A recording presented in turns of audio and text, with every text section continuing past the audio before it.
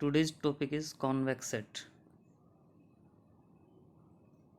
Convex set क्या होता है? एक convex set in a Banach space B is a non-empty subset S such that x y belongs to S, then x into 1 minus t plus t into y belongs to S for or every real number t satisfying 0 to 1.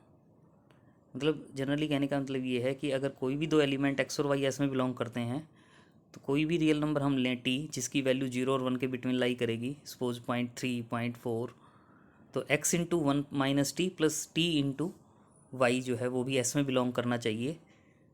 तो हम उस set को क्या कहेंगे?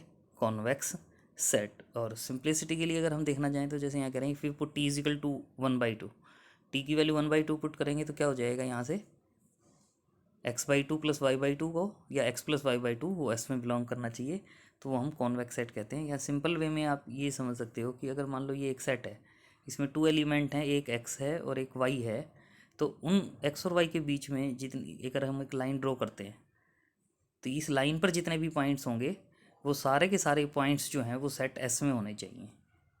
तो हम उसको क्या कहेंगे? Convex set. जो ये लाइन है ना x into 1 minus T plus T into Y belongs to S, इसका मतलब यही है कि एक्स और वाई को ज्वाइन करने वाले जितने भी पॉइंट्स होंगे एक्स से वाई तक लाइन सेगमेंट, वो सारा का सारा जो है वो एस में बिलोंग करेगा। तो उस सेट को हम क्या कहेंगे? Convex set. वो सेट क्या कहलाएगा? Convex set. इससे रिलेटेड एक इम्पॉर्टेंट थ्योरम है जिसको हम डिस्कस करेंगे।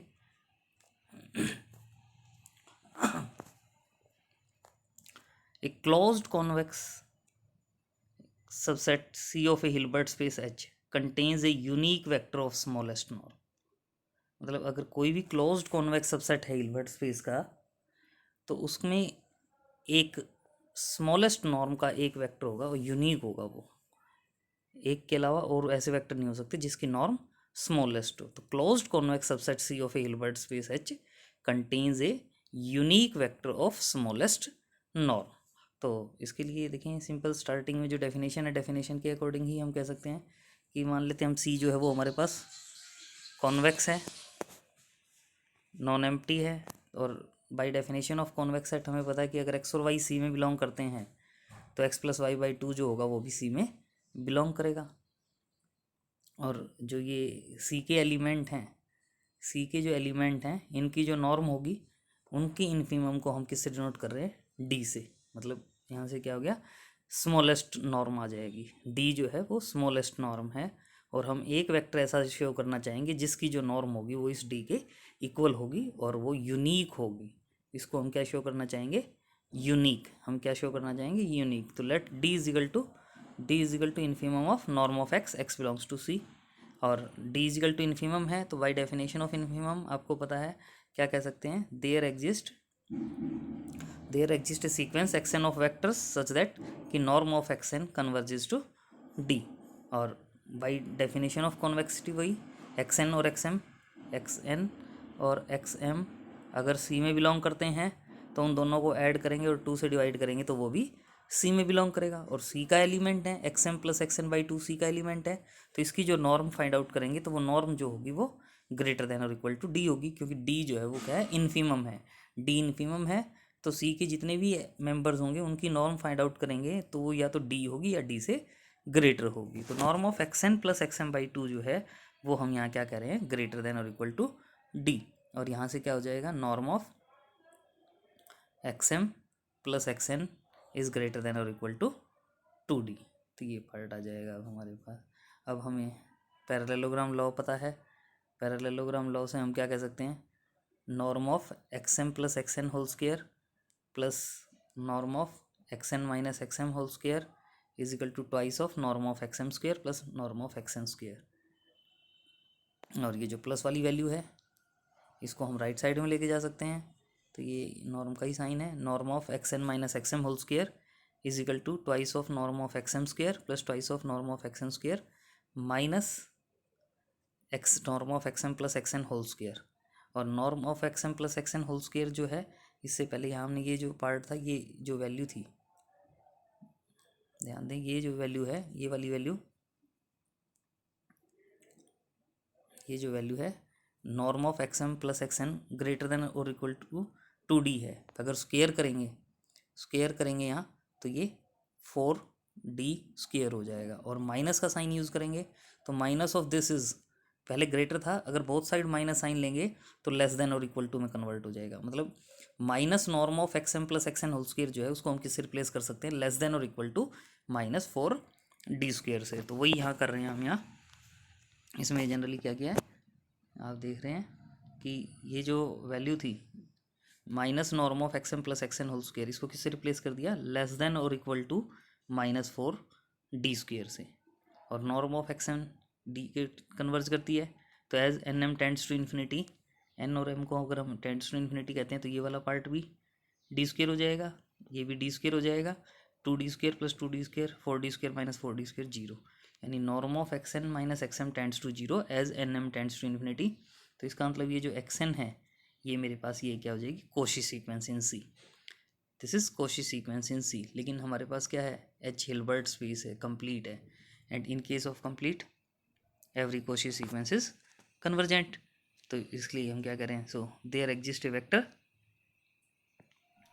सी X in C such that कि सीक्वेंस कन्वर्जेस होगी, और सीक्वेंस कन्वर्जेस होगी तो इसमें हम क्या करें, क्लियर फैक्ट दैट कि लिमिट डी जो था हमारा, D norm of limit N tends to infinity x N is equal to limit N tends to infinity x N, और वो डी आ जाएगा। इसका मतलब norm of x is equal to x हो जाएगा, और norm of x is equal to x, और एक्स जो है वो हमारा किस में बिलोंग करता था, सी में। तो इसका मतलब एक्स एक वेक्टर ऐसा है, एक्स एक वेक्टर ऐसा है जिसकी नॉर्म स्मॉलेस्ट होगी, एक्स एक वेक्टर ऐसा है जिसकी नॉर्म स्मॉलेस्ट होगी। ये तो हमने प्रूव कर दिया, लेकिन अभी हमने इसमें साथ में क्या प्रूव करना है, यूनिक वेक्टर। हम ये प्रूव करना चाहते हैं कि ये यूनिक वेक्टर होगा। इसका मतलब क्या हुआ, एक्स की नॉर्म तो डी है ही, अगर मान लो मैं एक्स डैश एक वेक्टर ऐसा है जिसकी नॉर्म भी ये कह देता हूँ कि डी के इक्वल है, तो मुझे क्या प्रूव करना होगा, x is equal to x dash, x is equal to x dash. तो हम दूसरा एक वेक्टर सपोज कर लेते हैं, तो we see that x is unique, suppose that x dash is a vector in C also other than x which is also have non D, और इस x और x dash दोनों C में belong करते हैं, जैसे अभी अपर पार्ट किया वैसे ही हो जाएगा, x और x dash दोनों C में बिलोंग करते हैं, तो उनको ऐड करके 2 से डिवाइड करेंगे तो वो अगेन C में होगा, और पैरेललोग्राम लॉ यूज़ कर सकते हैं। वही पैरेललोग्राम लॉ से norm of x plus x dash by 2 whole square is equal to norm of x square by 2 plus norm of x dash square by 2 minus norm of x minus x dash by 2 whole square. ये by 2 जो है, अगर इनमें से by 2 हटाना चाहें तो by 2 हटा सकते हो, बस यहाँ फिर उसमें वो 2 आ जाएगा, मीनिंग वही रहेगा ओवरऑल, चाहे ऐसे लिख लें या norm of x plus x dash by two की फॉर्म में लिखेंगे तो मीनिंग वही रहेगा, है यही पैरेललोग्राम लॉ। ये जो है हमारे पास है पैरेललोग्राम लॉ से ही। तो ये norm of x square norm of x dash square, ये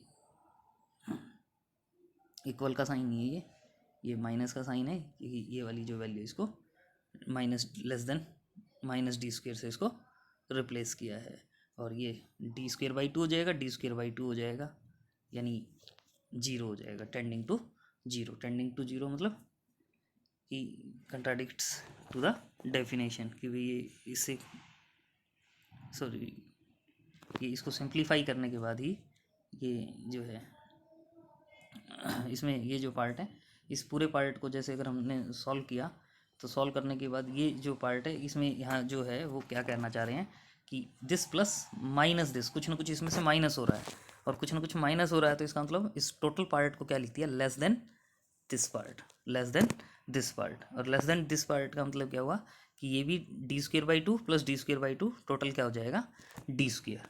यानी ये सी का ऐसा वेक्टर है, ये सी का ऐसा वेक्टर है जिसकी norm less than D square है, या ये कह लो कि norm of x plus x dash by 2 की जो नॉर्म है वो लेस देन डी है, लेस देन डी है, मतलब दिस इज कंट्राडिक्शन, क्योंकि हमने क्या कहा था कि जो इन्फिमम है वो डी के इक्वल है, तो इसका मतलब सी में कोई ऐसा वेक्टर हो ही नहीं सकता जिसकी नॉर्म लेस देन डी हो, तो दिस इज ए कंट्राडिक्शन। ये कंट्राडिक्शन कहाँ से आई कि हम कह रहे हैं एक्स डैश कोई दूसरा वेक्टर है जिसकी नॉर्म डी के इक्वल है, तो इसका मतलब केवल एक ही एक्स ही यूनिक वेक्टर ऐसा होगा जिसकी नॉर्म स्मॉलेस्ट होगी, और यही हम यहाँ इसमें प्रूव करना चाहते थे। नेक्स्ट है प्रोजेक्शन थ्योरम। बिल्कुल इजी थ्योरम है, इसको आपने पहले भी किया हुआ है। तो प्रोजेक्शन थ्योरम में क्या कहते हैं, if M is a close linear subspace of a Hilbert space H.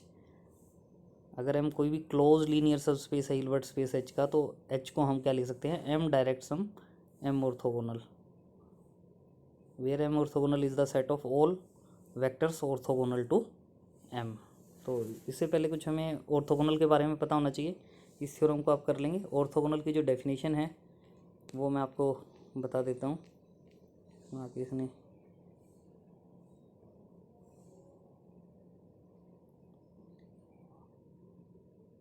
चलो इसको आप कर लेंगे। ऑर्थोगोनल का मीनिंग आपको पता ही है, टू वेक्टर्स को ऑर्थोगोनल कब कहते हैं, जब उनका इनर प्रोडक्ट जीरो होता है। टू वेक्टर्स का इनर प्रोडक्ट अगर जीरो है तो उनको हम क्या कहते हैं, ऑर्थोगोनल वेक्टर। तो इससे रिलेटेड ये एक रिज़ल्ट है, सिंपल रिज़ल्ट है, इसको आप करके देखना, हो जाएगा। नेक्स्ट बाकी करेंगे।